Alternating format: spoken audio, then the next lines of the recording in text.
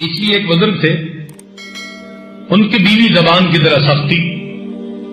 ویسے جو عورتیں زبان کی طرح سخت ہوتی ہیں، حضرت تھانوی رحمۃ اللہ فرماتے ہیں کہ اکثر وہی عورتیں پاک دامن بھی ہوتی ہیں۔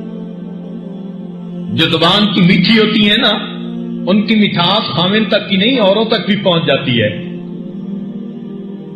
تو فرماتے ہیں کہ جو زبان کی تھوڑی سخت ہوتی ہیں، پاک دامن بھی اکثر وہی ہوتی ہیں۔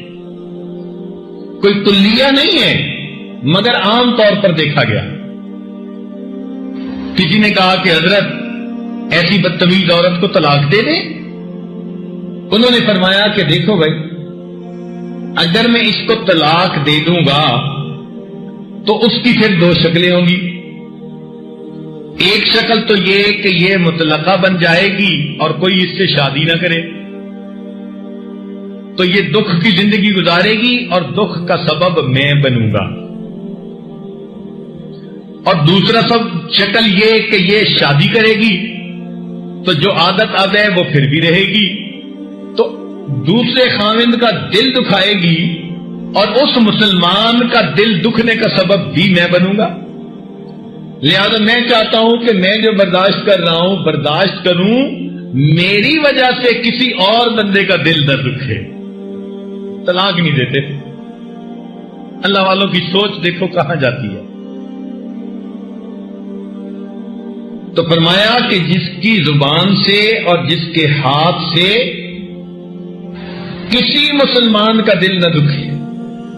نبی علیہ الصلوۃ والسلام اتنا لحاظ فرماتے تھے، حدیث پاک میں آتا ہے کہ آپ صلی اللہ علیہ وسلم عائشہ صدیقہ رضی اللہ تعالی عنہا کے ساتھ ایک بستر پر لیٹے ہوئے ہیں، تہجد کا وقت ہو گیا، تو آپ صلی اللہ علیہ وسلم پائنتی کی طرف اتنا آہستہ آہستہ اترے کہ آہٹ نہ ہو، کوئی حرکت نہ ہو، ان کی آنکھ نہ کھل جائے۔ اور پھر نبی علیہ السلام پیدل چلے، ننگے پاؤں چلے کمرے میں، اور پھر جوتے باہر آ کر پہنے اور جنت بقیع چلے گئے۔ عائشہ صدیقہ رضی اللہ عنہا کی آنکھ تو کھل گئی، وہ بڑی حیران کہ بھئی اتنے دبے پاؤں اٹھ کے جانے کا کیا مطلب؟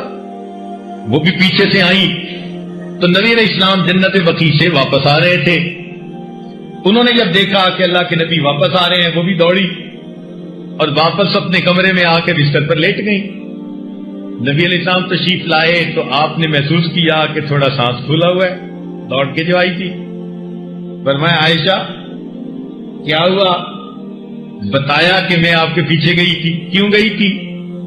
اللہ کے نبی آپ اتنا خاموش اور بڑے دبے انداز سے جو یہاں سے نکل کر گئے، تو فرمایا کہ عائشہ میں نے اس لیے طریقہ اختیار کیا کہ میری وجہ سے تمہاری نیند میں خلل نہ آ جائے۔